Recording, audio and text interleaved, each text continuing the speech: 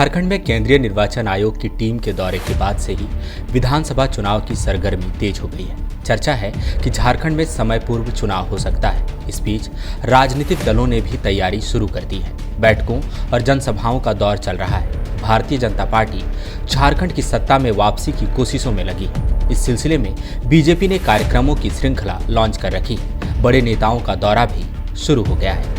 लोकसभा चुनाव के बाद बीजेपी का सबसे बड़ा कार्यक्रम रांची के जगन्नाथपुर मैदान में होने जा रहा है। केंद्रीय गृह मंत्री अमित शाह 20 जुलाई को रांची में पार्टी की विस्तारित प्रदेश कार्य समिति की बैठक में हिस्सा लेंगे और यहीं से चुनावी शंखनाद करेंगे। इस महत्वाकांक्षी कार्यक्रम को लेकर प्रदेश बीजेपी ने कमेटी का गठन किया है। 16 से 20 जुलाई के बीच राष्ट्रीय स्तर के कई और बीजेपी नेता भी झारखंड के दौरे पर हैं। झारखंड में चुनाव प्रभारी बनाए गए शिवराज सिंह चौहान 17 जुलाई को रांची पहुंच रहे हैं। उनको हटिया में विधानसभा स्तर के कार्यक्रम में हिस्सा लेना है। मुख्य रूप से मंडल और बूथ स्तरीय कार्यकर्ताओं से संवाद करना है।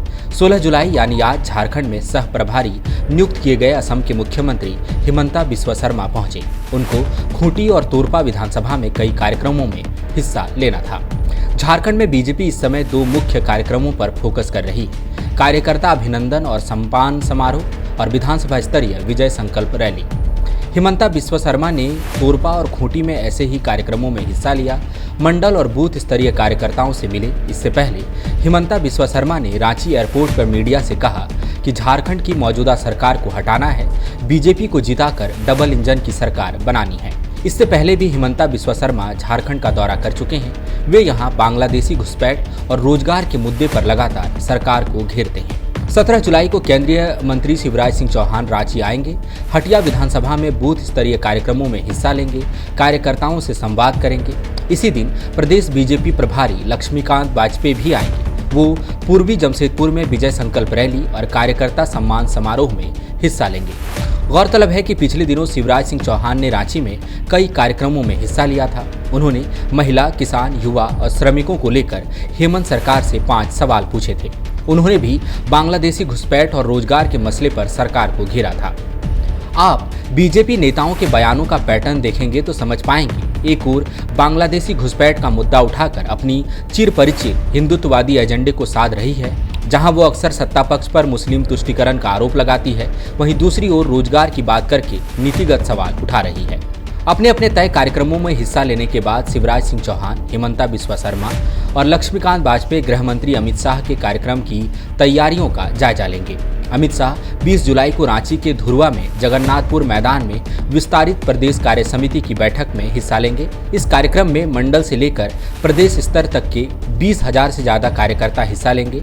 इस कार्यक्रम में प्रदेश बीजेपी अध्यक्ष बाबूलाल मरांडी, प्रदेश प्रभारी लक्ष्मीकांत वाजपेयी, संगठन मंत्री कर्मवीर सिंह सहित पार्टी के कई बड़े पदाधिकारी हिस्सा लेंगे। ये कार्यक्रम स्पष्ट रूप से बीजेपी की ओर से चुनावी शंखनाद होगा। गौरतलब है कि झारखंड में बीजेपी की मुख्य चिंता आदिवासी आरक्षित सीटों पर बढ़िया प्रदर्शन करना है। झारखंड की 81 में से 28 विधानसभा सीटें एसटी के लिए आरक्षित हैं। इनमें से 18 संताल परगना में हैं, जहां 2019 में बीजेपी का खाता नहीं खुला।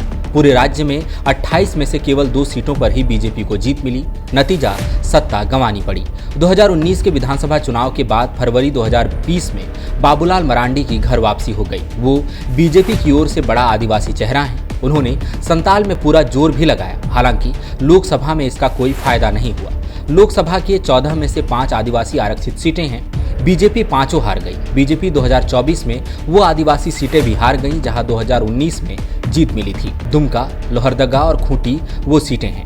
चाईबासा को जीतने के लिए तत्कालीन कांग्रेस सांसद गीता कोड़ा को बीजेपी में लाया गया, लेकिन नतीजा ढाक के 3 पात वाला रहा।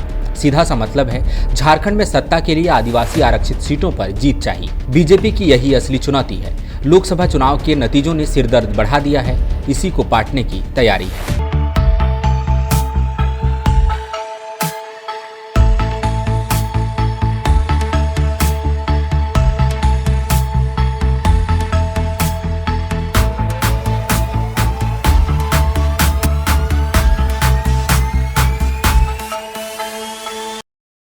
आयोम मेडिकल प्रिपरेशन का एकमात्र संस्थान जहां है complete digital classrooms, individual doubt counters, video lectures, student tracking system, library facility, 100% result oriented rankers batch, study package and class notes in PDF. thefollowup.in.